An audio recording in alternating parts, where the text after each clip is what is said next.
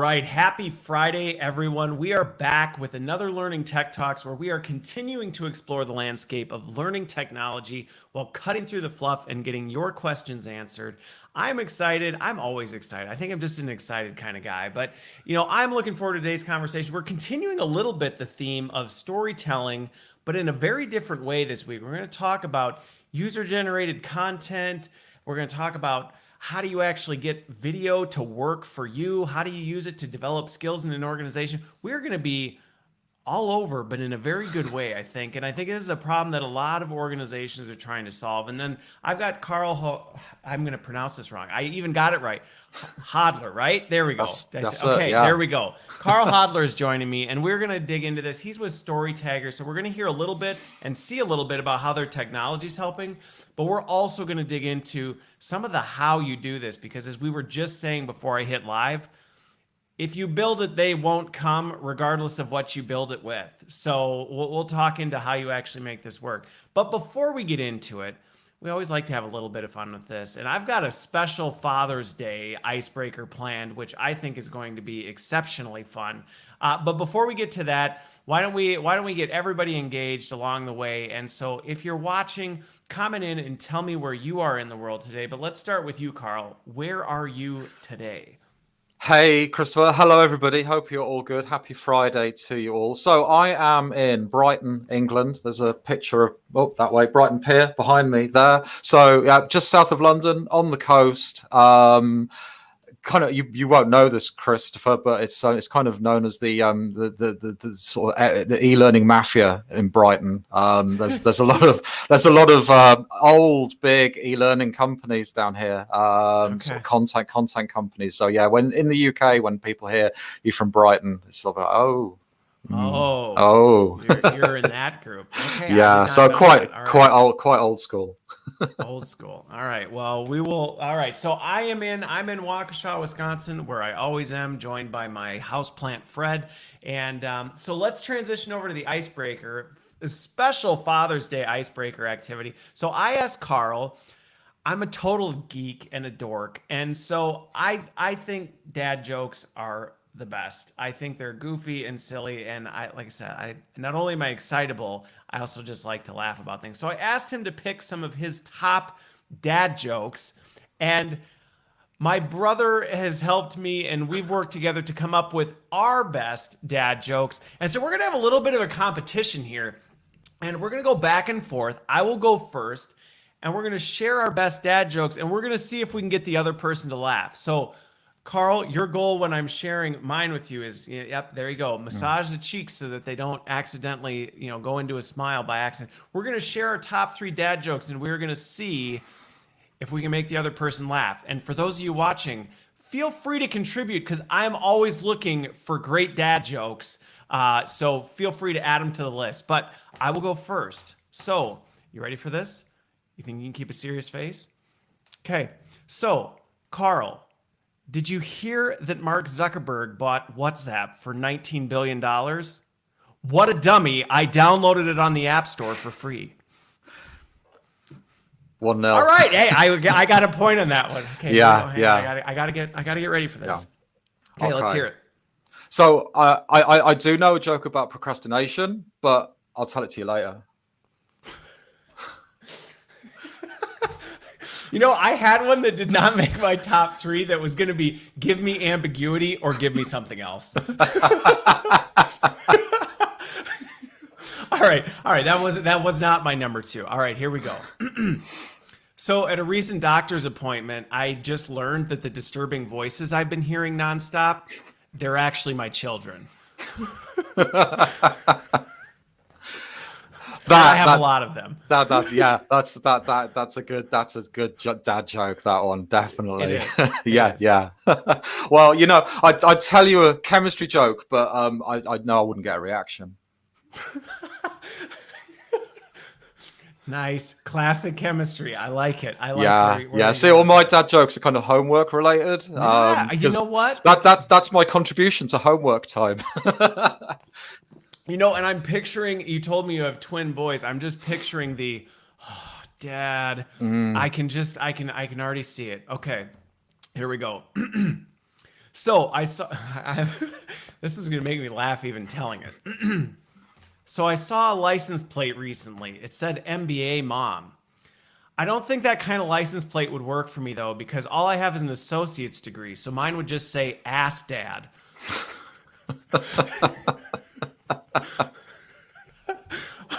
All right. Okay, for the draw. Well, I used to have a problem with grammatical tenses, but not yet.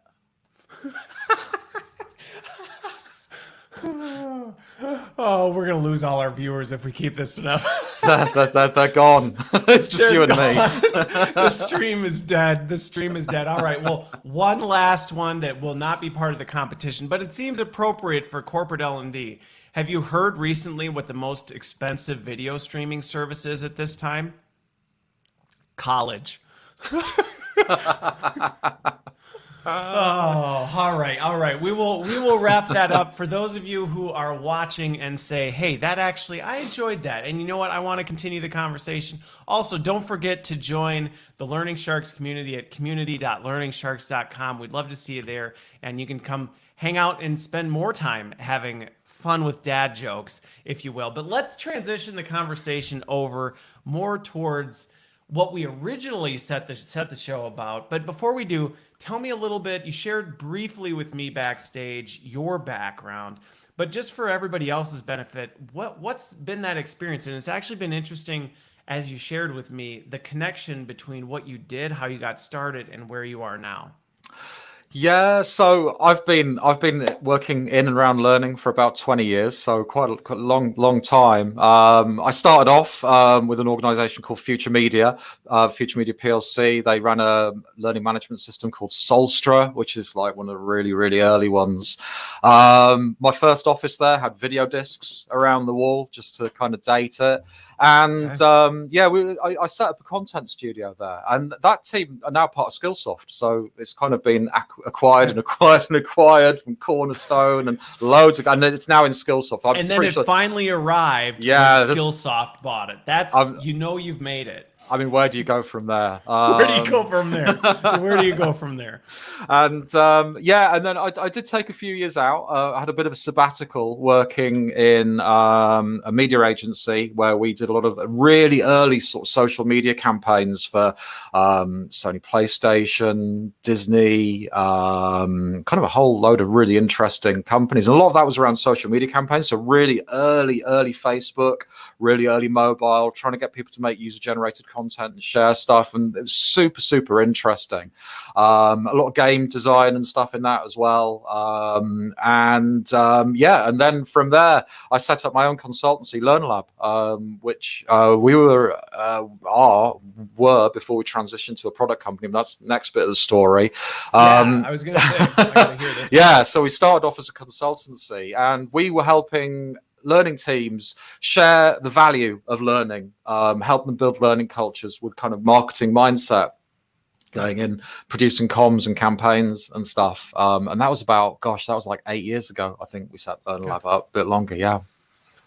Okay, so you started with that, but now let's talk the transition, because you started as a professional services firm with this, and you were doing consultancy and helping people do this, and then you moved into the product space, which is it's not the first time I've heard that story, where I've seen this before, but I gotta say, what ended up making you go, you know what, we're gonna go from professional services to technical product? Because while some might say, oh yeah, that's an easy transition, it's actually not, because now you've actually got to build the tech and manage all of that. So why go down there? Wow, yeah, it's a good question, and it's an interesting journey as well, full of a lot of things that we potentially didn't really think about. It's been my, as an individual, the biggest learning experience I've ever been on.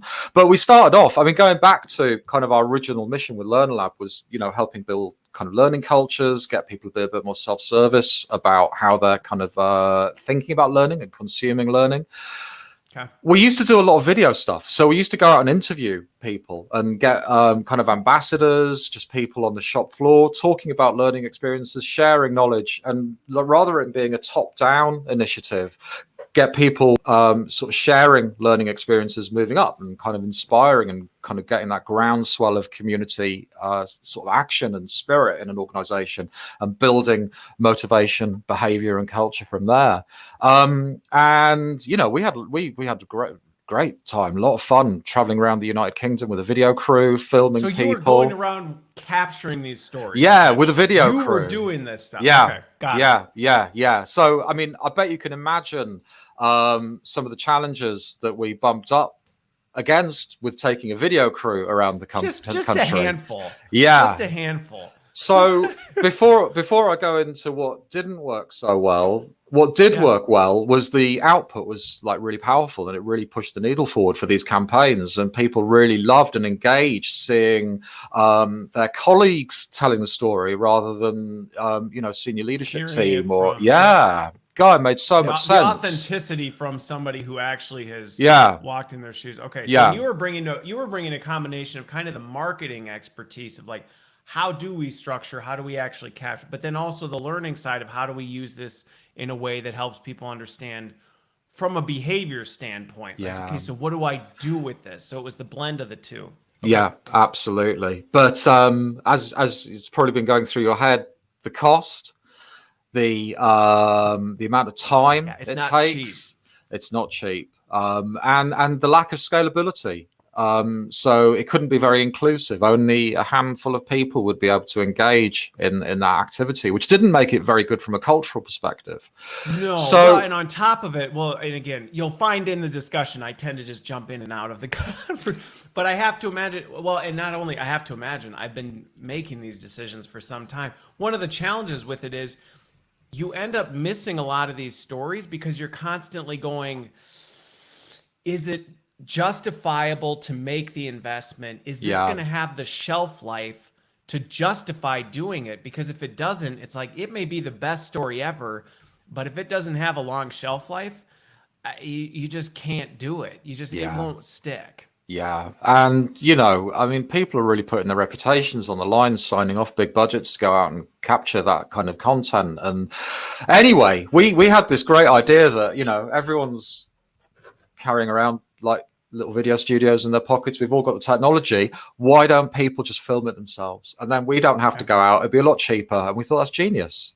We should, just really kind of work out how that can happen.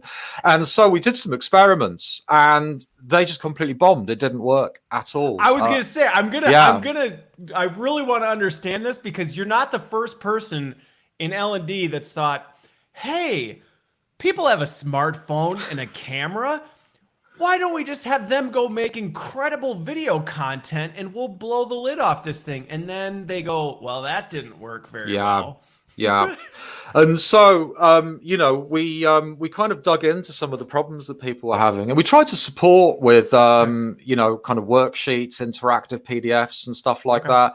And the challenges that we really bumped up against were, I mean, the main was that most people really struggle to reflect on their own experiences without someone there supporting them. And what was happening is when we were interviewing them, we were there as a sort of like silent moderator, taking them through that reflective process. And if you take that interviewer away, then people are lost at sea. They don't really understand how to kind of condense and sift all that sort of good stuff in their head and bring it out into a kind of meaningful, codified sort of experience. The next thing that we did was, as storytellers, we'd help people wrap that into a narrative. So they'd have all of this stuff and we would put it into kind of chapters or parts and roll that into something that other people were going to engage with and find interesting and be drawn along. Most people, we're really good at sharing stories, but kind of creating new ones from scratch, that's something that a lot of people don't have a lot of confidence in. And then the last thing, if people had managed to go through those steps, we found that I didn't know there was so many different apps that could record video on phones, to be honest. I didn't know there were so many file sharing services. I didn't realize that people would use services that would make InfoSec's eyes water for sharing a work video file. People just had no clue. So I use this at home. So just sort of, and it was like, so the consumer grade version of, right? Like in the corporate world, you're like, there's nothing like this. And you're like, well, it turns out actually there are. Yeah, Okay. so kind of all of those tools and stuff, they weren't there. And no matter how much support we tried to put in, there was so much friction against something that people perceived was going to be quite difficult anyway, that they didn't do it. And that is where the seed of the idea is, oh, if we wrapped this all into one really frictionless experience for the employees, they might just be able to kind of go through that process on their own. And that was where we started prototyping a product. That we didn't even realize we were going to become a SaaS business, a product business at that point. We were just we'd seen so much value for the organization and the individual through this. We'd seen people, transformations in people sharing their stories. It's so powerful. I loved that experience so much of guiding people through that process. We just became obsessed with trying to fix it, and then being able to give that to our customers to use instead of us with video. And I think again we're going to be able to. There's a lot to unpack into this, because this is a challenge. Like I said, this isn't anybody watching this has probably at some point gone through this. Man, wouldn't it be great? If we could have people creating some of their own content. And there are a lot of challenges. And one of the ones you brought up that's actually been interesting when I started learning Tech Talks, to see that some of the feedback that I've gotten through doing this is that point you made about people need guidance to be able to share content and to come up with things. And that is not always, if you just turn a camera on somebody and say, go. It's like blank sheet of paper. Literally, there are some that, and I think maybe with practice you get better at it. You just kind of go like, sure, whatever. What do you want me to talk about? But for the most part, the majority of people, if you did that, they don't know where to start. They don't know what to say. They feel uncomfortable. They're distracted. They're fiddling with the tech. Like, it is not an easy thing for people to just jump into. So, I'm curious with that piece, and actually, why don't we do this before we do it? Because the thing is you talked about the consumer grade nature of it. So maybe what would be worthwhile is actually jumping and just at least looking at it, and then we can kind of pull back in and out. So we can say, okay, now as we get into these, let's talk about some of these specific things in terms of maybe the guidance, maybe the this and that. So that may be a good place to start with it. Cool. I forgot to pull up my GIF, whatever. I don't want to start that argument of the lightning round. But let's actually pull this up and talk through it briefly. Okay. Yeah. So one of the rules that rules are kind of one of the things I learned from the social media stuff that I've been doing. Life lessons. But it's kind of a rule.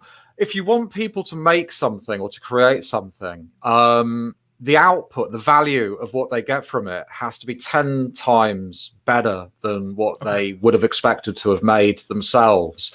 And they need to have exerted a tenth of the effort they would have expected to get. So they have to come out on the other side going, I thought it was going to be bad, and I thought what I was going to create was going to be and they have to come out on the other side and go, that was way easier than I thought. And wow, this turned out way better than I expected. 100%, absolutely, and that is our philosophy behind StoryTagger. So this is the mobile app that I've got on the screen here, and I'll show you. Well, if we get time, I'll show the admin, because we've got the same philosophy for administrators as well. Okay. But this is the user experience for people recording their stories. Now, the reason it's on a mobile app is because we want people to take a pause from doing. We want people just to take a step back, have a pause, find a space where they can kind of start reflecting on their experience, crafting a story, sharing that, and then so we want it to be a punctuation mark in their day. So they grab the app, they come in. This is a campaign. This is my demo campaigns, discovering StoryTagger. You can have multiple campaigns, but there's just one on here. Okay. You go in.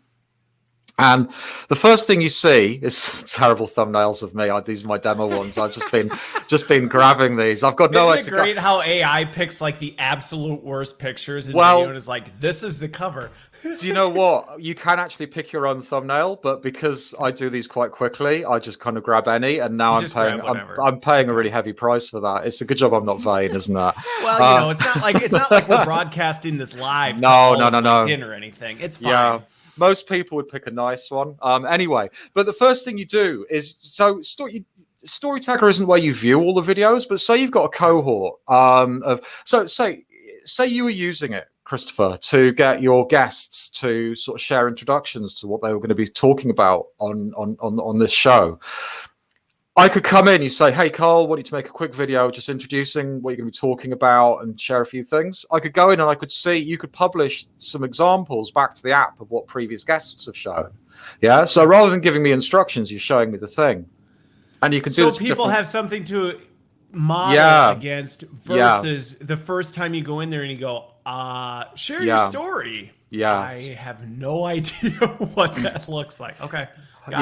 Yeah, so this is getting rid of that blank canvas. You're showing people what you're looking at. And you can watch these videos when you go in to choose your own story. So I've got a bunch of topics on this one, but the idea of a topic is this is something specific for people to talk about.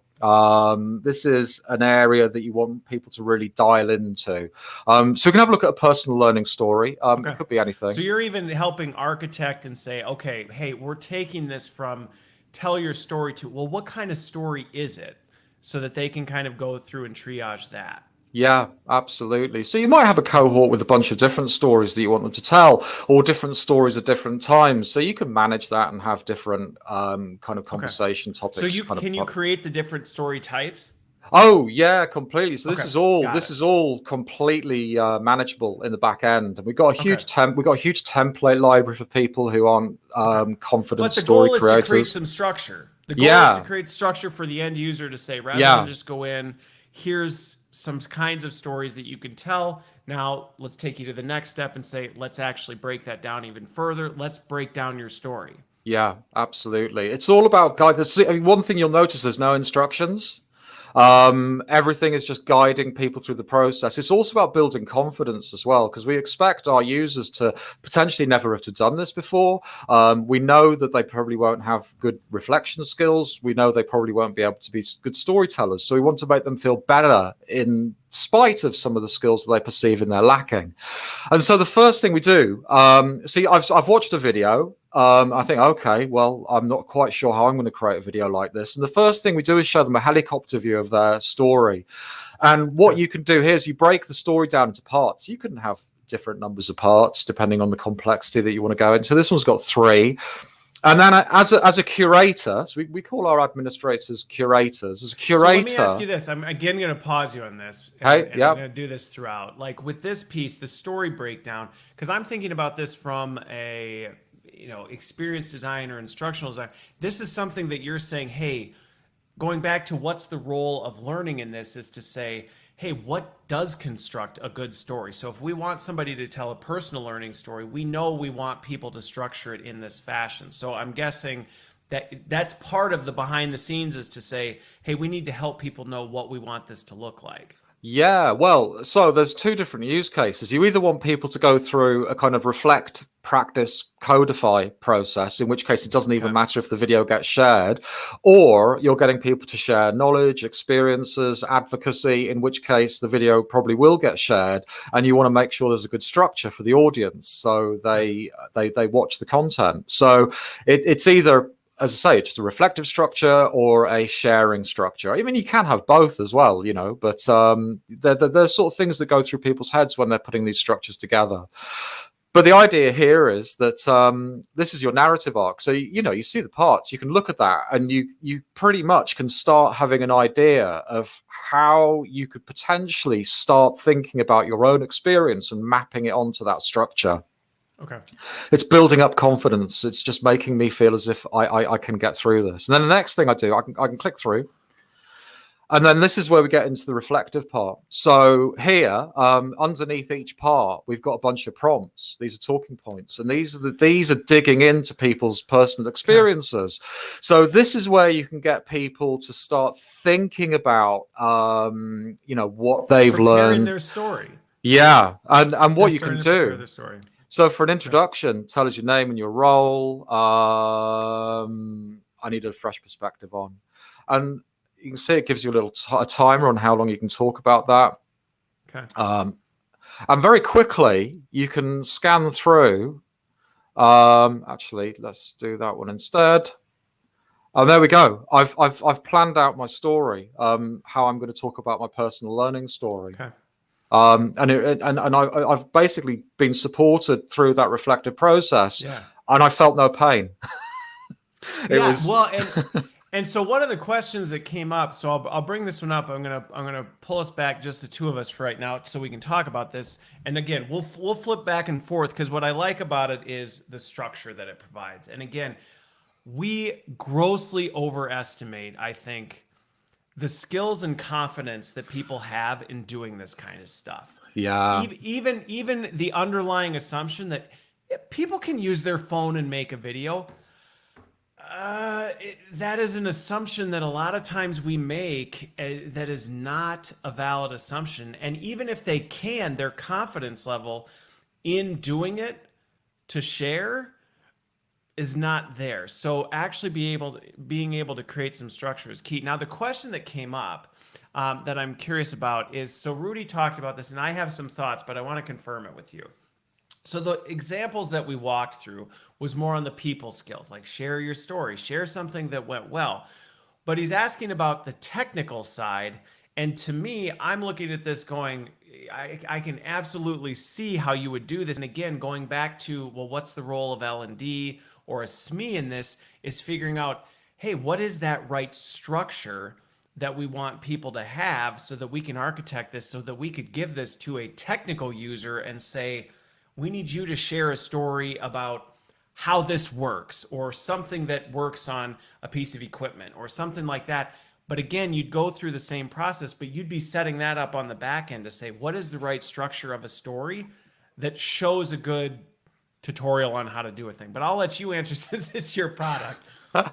So our primary mission was for people to interview themselves and to go through that process of interviewing themselves. So the first and foremost thing that we tested and had to prove was the fact that people could go through that process on their own and be able to kind of draw out, knowledge, experiences, and be able to share it in a succinct way on a short video. Now, you can flip the camera and point at something else and kind of still draw on those experiences and knowledge to share while you're pointing. Do you know, when we first came out we weren't quite sure how people were going to use it. So we made it quite open-ended. And what we've discovered is, when you put the technology into the hands of like learning people whose brains just explode with ideas all the time, our customers are the smart ones. It just gets used in so many different ways. So it has been used for doing technical stuff like that, in the same way that it's been used on kind of construction sites and stuff, when people talking about safety issues and things. And so they have, I'm talking about something that happened on the site, flip the camera, this is where it happened, you can see, but this. Well, and I think what's interesting about you sharing this, and I think this again goes back to the importance of why you couldn't just say, here you go, here's an app and go do this type of a thing, is when even you think about something like, I'm on a construction site and I'm trying to show somebody how to do a thing. There is a lot more of an art to doing that in a way that's impactful than just asking somebody to, hey, take your phone and just record yourself doing something. Because if you don't do that right, we've all heard that person who takes 37 minutes to explain something that should take like 45 seconds, but and then I start, and great, that type of a thing. So actually that structure behind it of saying, okay, if somebody's sharing how to do something, even technical, we need to think about that from a story standpoint. How do we make that an effective story versus just a 1-step, 2-step, 3-step? Absolutely, and that's part of the skills piece as well. So kind of really early on, one of our champions in a big tech organization, his sort of EMEA sales director, he asked her to make a video with StoryTagger, and he structured it all, and he was in the same room when she was recording it, and she was kind of going through and running out of time all the time, because you kind of have time gates on all the parts of the video. You might have spotted that on the app. And she's Yeah. going, oh my God, I can't do this. I just haven't got enough time. And he said she was all hunched up, and she's an amazing woman, like one of the kind of best sales directors I've ever kind of had the pleasure of working with. But she was hunched up and going, oh, I can't do this. And he said, no, you've got to really just focus on the important stuff that your people need to know. You can't just have all that fluff. You've got to break it down to the absolute essence, because they will not watch a long video. They have to be given the core stuff. And he said it was really interesting watching her kind of going through the process, because she kind of got more and more upright as she went through. And at the end, she just delivered an absolutely on point presentation to camera in, like, you know, what would have typically taken her maybe 6 or 7 minutes to get through. She wrapped into a, you know, kind of 90-second video, and just looked absolutely, as I say, on point doing it. You know, it's funny with that piece, because what's interesting, and I remember doing an exercise with my teams, and I don't, it's been a while since I've done it, since I haven't been working directly with the content team. But I remember because the gating, the timing thing, I can imagine sometimes people we need more time. Like, why do you gate this kind of a thing? And I remember I used to do this with content, because we do the same thing with written content. We've been taught that you just fill it with as many, you know, adjectives and prepositional phrases as you can. And if you can say it in 8 words, why not say it in 8 pages type of a thing? And it's hard. And again, it goes back to the skill piece. It takes a skill to actually step you back and say, now say. And so the exercise, I remember I used to do it. I made people go through 3 times. They'd write content. I go, cut it in half. And then they do it, and I go, cut it in half again.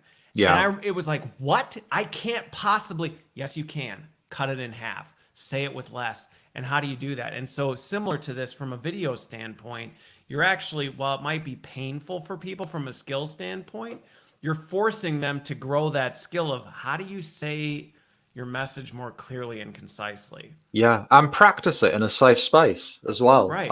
You know, and you know, you can share it with kind of coach or mentor. You know, there's lots of different ways you can get feedback and stuff on it. But it's such a critical skill. You know, being able to share. You know, organizational agility. I think one thing the last sort of 18 months has shown us that agility is such a core sort of behavior that's needed within organizations, and being able to share innovation, being able to kind of you know, lead and direct people in a really clear and concise way is an important skill, not just for senior leaders, but kind of through the whole organization, to be able to have everybody having those skills. And that's some of the stuff that's been the preserve of, like, leadership programs in classrooms, and being able to democratize that sort of experience through digital.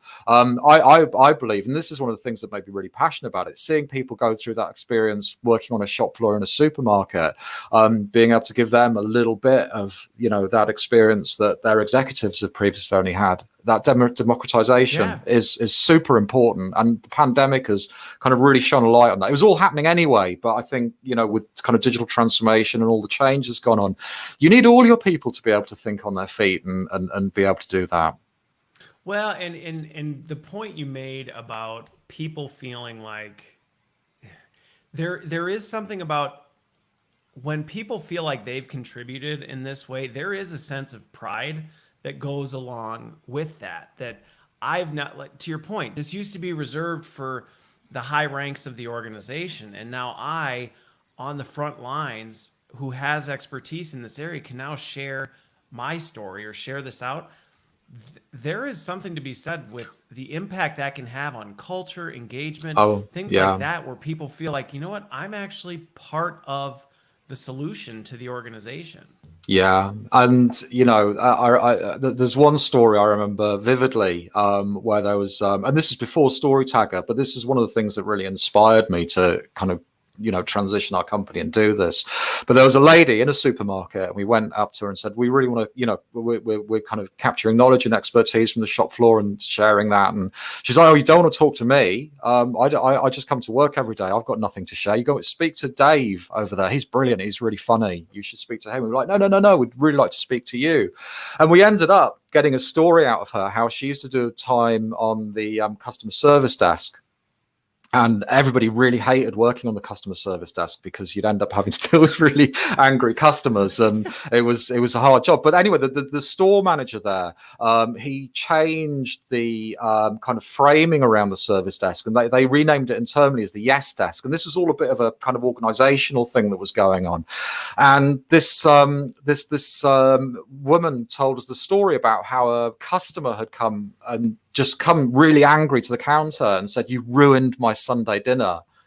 And she's like, "Okay, how did you ruin the Sunday dinner?" And he said, "The chicken, I cooked it and I cut into it. It was all rotten inside, and I had all my family around, and it was just, you ruined my Sunday dinner."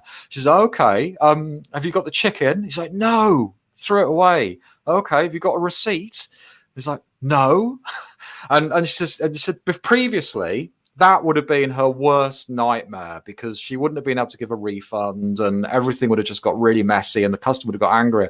But because if they'd reframed it as the Yes Desk, she was just able to refund the customer, and he was just really amazed and really happy, and he just kind of went away with no fuss. And she was like, and I love working there now because I just make people happy all the time and solve problems really easily. And the thing that struck me was I'd been kind of at an executive session a few weeks earlier, where sort of really senior people in the organization were giving 45-minute presentations about the new customer service model that was being proposed.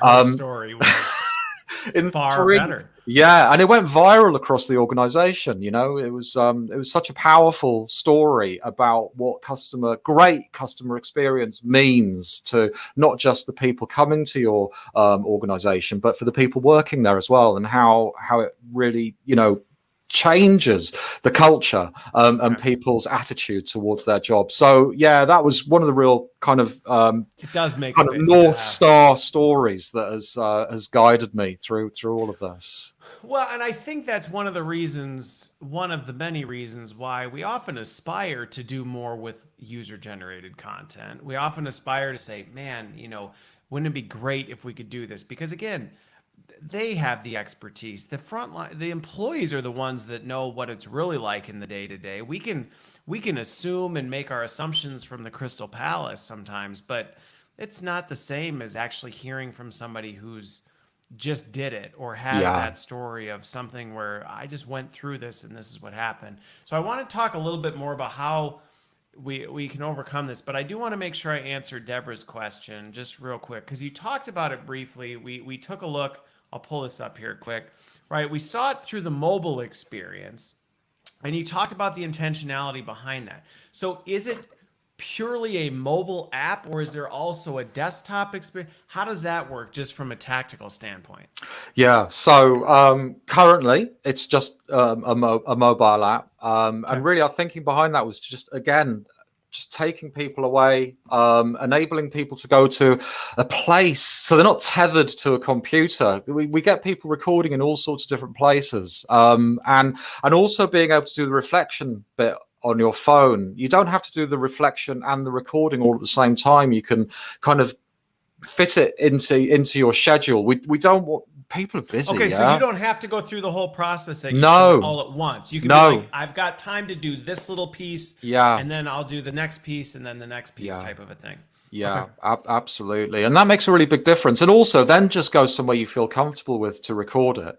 I would say we're not ruling out a desktop experience, but for us, the mobile one was really important because it was part of that ethos of just helping people find that space, don't be distracted by kind of all kind of emails and stuff like that, and kind of all what's going on in the workspace you're in, and just have a few moments to reflect and share. Well, you know what's funny, and I think it was just a couple weeks ago, I was talking to the 7 Taps group, and they talked about their decision to not allow video into their app, and they said it was a bit of a controversial decision. And so, you know, talking about the fact that, hey, you know, it's really mobile only intentionally. One of the things that I have to imagine, unintentionally or intentionally, you tell me, maybe it was intentional, I feel like for the most part, people do a better job of being more comfortable and informal with their phone than they do if they feel that they're on webcam or in front of it feels like a more informal experience, which to me, from a storytelling standpoint, is such an important component, because if it feels canned or very formal, it loses some of that authenticity. So while, some might say, wouldn't it be great if we could do this from a desktop? I mean, part of me thinks, but would you really want to? It's one that we're wrestling with at the moment, because the technology is not hard. It's just thinking Yeah, the about, tech's not hard. I mean, yeah. yeah, you just switch the experience. You make a desktop version. It taps into your webcam and mic. I mean, Mm. it's not the technology piece, but to your point of, but would you really want to? Would I think sometimes we go down this path of like, well, we should, without putting the thought behind. But should we? Or would it actually take away from what we're actually trying to accomplish? Well, if I can just dip back into the mobile Yeah, go for it. experience again quickly, I can show you the reason that we're kind of really we really love the mobile format for how people use this. So, is this still working? Yeah. So one of the things I can do, hang on, I'll just come back out of that. So I can make some notes, so you don't have to remember everything while you're kind of sharing your video. And you can see here you've got 30 seconds to talk about, introducing yourself and those points. And then when you go into the recording mode, so here I am, my microphone's in the way. You're fine. And so the app guides me into the recording process. I haven't had to press a button. It uses my face as a starting point to start the camera, so I'm not stressing finding buttons and stuff. I've got I'm talking about my name and my role. I've got my notes underneath. I can obviously have a few more than that. I can scroll through. I needed fresh perspective on this. I can see the timer running at the top of the screen. But if I finish early, I can finish. There we go, and there's my video. And if I'm not happy with that, I can just do it again and again and again, and it's super quick. If I'm happy, I can just save it, and then that just starts syncing in the background. I can just do the next bit, and this is. It's not telling me where to put my face. It's telling me when my face is in the right position and guiding me. It doesn't. It's all about the confidence building side of things.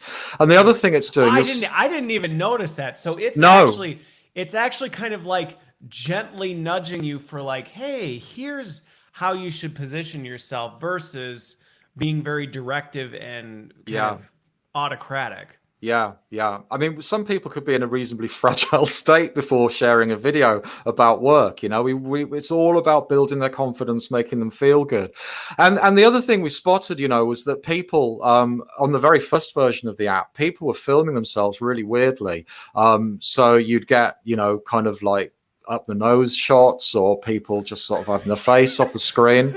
And that it's sort of like super distracting. So we'll just do it again. And so just kind of mapping. So this is mapping someone's face. You saw there as well. It's also monitoring the audio levels. So it's making sure that you're getting really nicely framed. The audio is nice. So it's not only just helping, again, from a structure story standpoint, helping and again, laying this out, but also even just the making sure that the video is actually a good sound video is also on top. The other thing that what's interesting, and now the other piece, going back to this whole mobile versus desktop version, one of the things that I think is actually also smart about the mobile piece is the fact that with desktop cameras, it can be very difficult, and you can tell when somebody's looking at notes or looking at their browser window and the camera's up here, or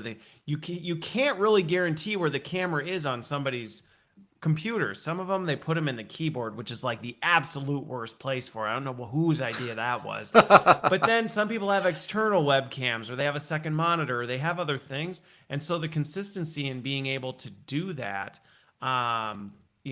would be there. So I think Deborah's question, the reason she was asking, she said there's some parts of the environment where mobile phones aren't allowed. But I think one of the other piece that's interesting with it is the fact that, like you said, you don't have to do this all in real time. So you could do components of it when you can.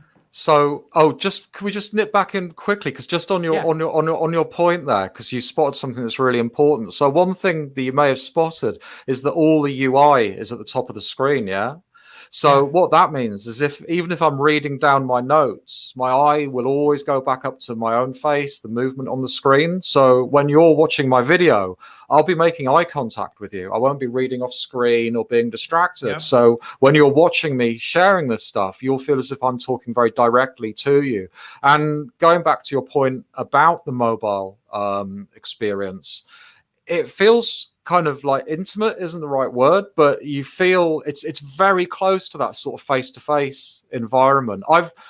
We've supported Learning Technologies Conference over in the UK before, and keynote speakers doing preview videos and stuff like that. And I've walked up to them thinking I know them because I've watched their video, and they're like, I'm really sorry, I don't actually remember you. And I'm like, oh God, I just watched your video on StoryTagger and I feel like I'm your friend.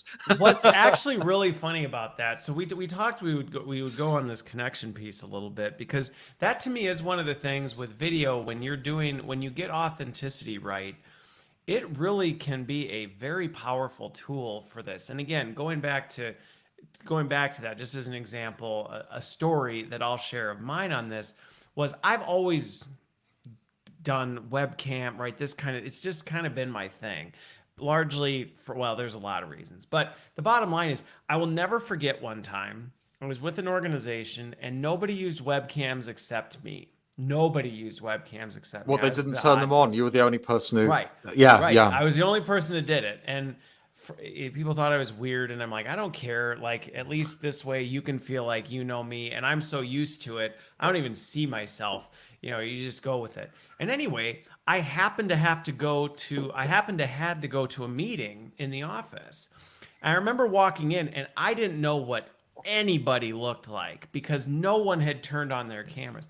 And I walked in, and on 2 separate occasions, people came up and gave me a hug. And I remember going,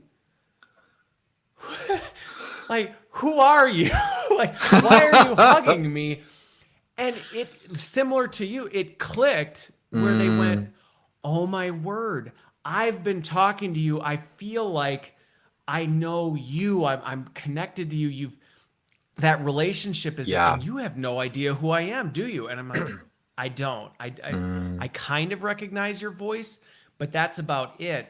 And I remember it actually, after that experience, it actually tipped the scales on everybody turning on their webcams. Yeah. Because suddenly people went, I remember that experience where we went and we felt like we knew him and he had no idea who we were, despite the fact we'd both spent the same amount of time together. But what made the difference was that personal connection.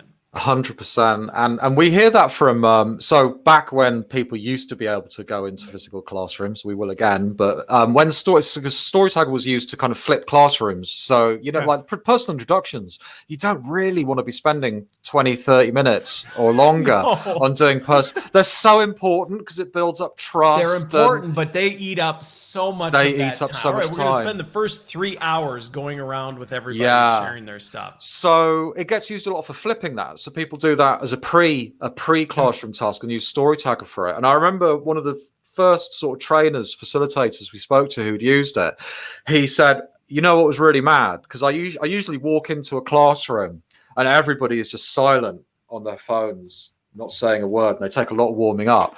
And on the first session where I used StoryTagger, where everyone introduced themselves in advance, everyone was just sitting on the desks, chatting, and I actually had a job to kind of bring the levels down so we could start the session off because everybody had just kind of connected. And he said it was a brilliant session because that trust had been really accelerated at the beginning. And that's so important in digital environments now as well, where people aren't necessarily getting to meet. Or you're having the split teams, which is happening more and more, where you've got some people digital, some people in a classroom, and you've got to try and create that network effect. So using video to connect people in that way, I think it's going to be even more important moving forward now. Well, and I think that example of what you gave right there, just anybody in L&D in general, StoryTagger or not, that video introduction from people is actually a brilliant idea virtual classroom, in person, like whatever you're doing, to one, trim that time out, because we've all been there and that has eaten up way too much time, but also as a way to actually create that relationship between the participants Yeah. before they even come together, because that's always the awkward part when people are first together and they're like, I don't know who anybody is, I don't know anything about them, type of a thing. And it's a great way to break the ice. I like Absolutely. Well, we kind of came across the power of that by accident, because what we really, the objective was practice diaries, which have always been really, really challenging. No matter how easy the technology is, practice diaries have been kind of, stubbornly hard to get people to do. So the idea of using StoryTagger for practice diaries, we knew that would be a big ask going in cold. But if they had that human connection, that relationship building, and they found the technology was really friendly at that beginning process, then that chips away at some of the reservations and barriers that you have to getting people doing regular practice diaries. So and that was, and then also impact diaries as well. People kind of down the line using it to share. And then as a curator, as a facilitator, you've got that beginning, middle, end. And what we see people doing is getting all the stories and making montages out of them. So this is what I need to get out of it. This is the problems I'm facing. This is what I've learned and how it's affecting me in the workplace. And these are the changes that I've made. And you get 15, 20 people kind of with all those stories interspersed. You go, well, there you go. There's the value this program's delivering. Okay. Yeah, no, it is. Again, I'm going to stop, because otherwise we're going to go down this path and then we're going to run out of time. I know that for a fact. So I want to shift gears a little bit to talk about something else, and then I do have a tactical question for you too. So I need to think of the order in which I'm going to ask this. But let's go with this bigger piece, and then I'll make sure I stop you if we go too far.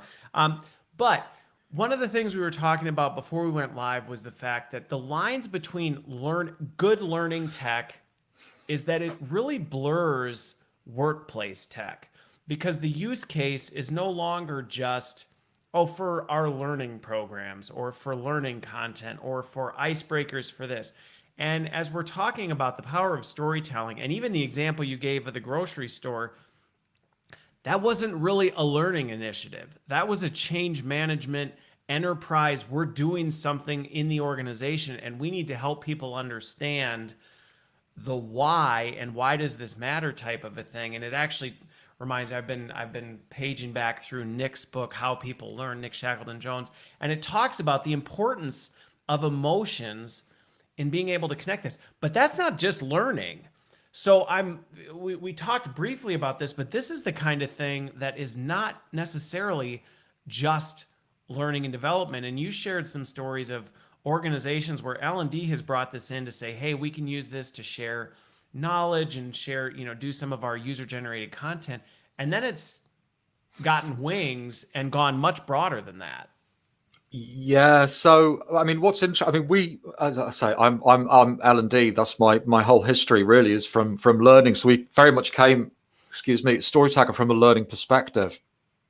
So it was all about that. And what's interesting, actually, you're absolutely right about the kind of, the change programs, culture pieces coming out. And we found that all the way through when we've been, as soon as you go and start talking to employees, some of the experiences that come out, they often sort of blend into that sort of bigger kind of communications, kind of people sort of side of things. Even if they've started off in learning. But what we find is that a lot of the other tools out there, because there's loads of video tools, and most of them, they have very specific needs. I was thinking back to when I first started using writing words on a computer, and I had a BBC Micro in my lecturer's office at Art College, and that was the only computer that I had access to. And was it WordWise on a BBC Micro? I'm really showing my age now. I've done video discs, now I'm doing BBC Micro. But I had one word processor I could use. That was the only way I could input text into a computer. And now, I mean, my goodness, hundreds of ways. Yes. And I think kind of video technology is kind of going the same way. So you have tools like this for sharing conversations. You have tools that go out and you kind of film people doing stuff in front of you. And a lot of the video tools are about go and film this. Show us this. And what we do is getting people to talk about their own experiences and really kind of replace that interviewer experience. Yeah. And so a lot of people haven't kind of necessarily thought about that as a sort of like, you know, a way of using video and coaching and guiding people through the process. It just happens that we know that people struggle. Is it like 82% of people struggle to reflect effectively or something? That's a huge number. It's a huge number.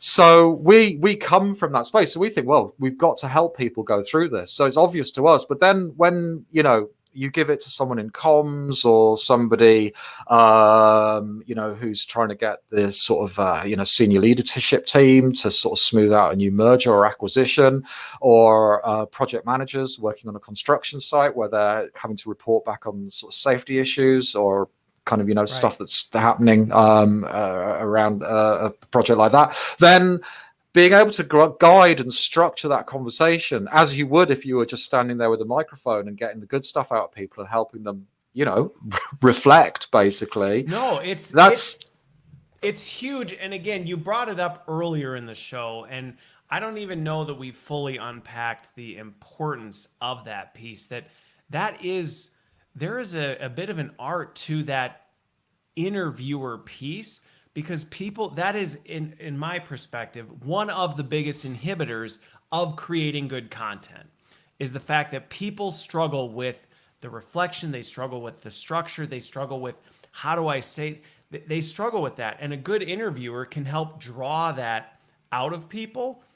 But to your point earlier, the scalability of having a camera crew and an interviewer go around and try and capture these stories all the time, it's very challenging. So to me, that's where, as I learned more about the platform and really just the conversation with you, I went, this is bigger. While it's niche in its use case, it's far bigger than just learning and development. And I think that's from an enterprise standpoint where, you know, the consideration is significant. Yeah, and kind of now moving into the curator experience, I do realize we're kind of chipping away at the time, but that while we knew that our end users, the people, you know, employees would struggle with reflection, storytelling, and the technical side of things, that we know that curators, whether they're from learning, HR, comms, people teams, wherever, they may not have all the skills to curate user-generated content, which is like the stuff that, you know, I was like, you know, learning kind of back in the day. And so to support the piece you were just mentioning about making good interviews, we've got a huge template library attached to different goals. So career and people, change, innovation, communications. We've been building this up over 8 years. And you go in and I don't know if we can find the one that I was just looking at, and it's on another page. Oh, personal learning stories. Here we go. And there we go. And these are just ready to drop in to your campaigns, and you can customize them. And you can kind of select by goals. If you go to change and innovation, that was well, and this actually ties well to where I was going to go with my last question from a technical standpoint. Was we talked about the actual video creation piece for the end user, but then I was curious, you know, what ends up happening with that video so that it can then be used, because that logistically can be an absolute nightmare. Like, I can't tell you how many times I've been in something where it's like, yeah, let's have people record it, and then they'll put it on their phone, and then they'll upload it to a shared drive, or send it to, and you're like, oh, for heaven's sakes, this is going to be an absolute nightmare. Yeah, so here's all the thumbnails again. Love being the star of this show. So yeah, here's all the videos. So as soon as a video gets shared, submitted from a phone, it ends up here. All the curators get a notification. You can ping it back to the app if you want to share it as a kind of point of good practice, or some of the leadership teams actually just use StoryTagger as a point of, you know, that's where they're sort of sharing videos and experiences. But other teams, they just grab the videos, and you can just download them and just transfer them to wherever they need to go, or you can just get the video and you can just get. So there's also going back, because inevitably some people are going to have questions on like governance and things like this. Oh yeah, there's actually opportunity to say, hey, you know, it comes through here, and this is your point about the curator piece of. You have the opportunity to kind of say, hey, we're going to curate through some of these things, so it's not just a massive library. So there's a whole load of InfoSec, GDPR. Basically, as soon as the story's uploaded, the curator owns it. So even the person who made the video doesn't own that piece of video. It's streamed to their device. So as a curator, you have complete control over the content. It's really important. Yeah. And as well as all the templates, the engagement side of things as well. So you're able to send out nudges and reminders to people. So you can send out a reminder to people. We've got templates in here. And, you know, you can select when to send stuff out. And it's all the stuff that's kind of time consuming and difficult that we've put into this platform. I mean, again, I said it briefly, and we'll wrap on this, is the fact that logistics and ops side of things, people often do not account for what goes into that. And I think even though it was brief, it's an extremely valuable piece that is oftentimes overlooked. So yeah, I think it's great that it's not only capturing the video, but actually then dynamically managing. Because I just think of an example where one time, again, making assumption about what the workforce can do or where their skills are. The thought that they can record a video on their phone and put it in this shared drive. That seems like just such a, that's a piece of cake, but it's not. And that's then now huge. you've got a shared drive of who knows what that you then, I mean, it's a nightmare. Like, it gives me the shakes thinking about it. So anyway, like I said, I knew we were going to run out of time. So I'm going to wrap us up. But this has been fantastic, Carl. I really appreciate you taking the time to walk through this, also show it, and just spend some more time. I think not only did we talk about the tech, but really the importance of how do you really get this storytelling and user-generated content thing right? Because there's a lot of considerations that go far beyond just the tech. So I appreciate the time. Thanks also for the great dad jokes. I've got a few more to add to my arsenal. And this has been great. Thanks everybody for watching, and have a wonderful weekend.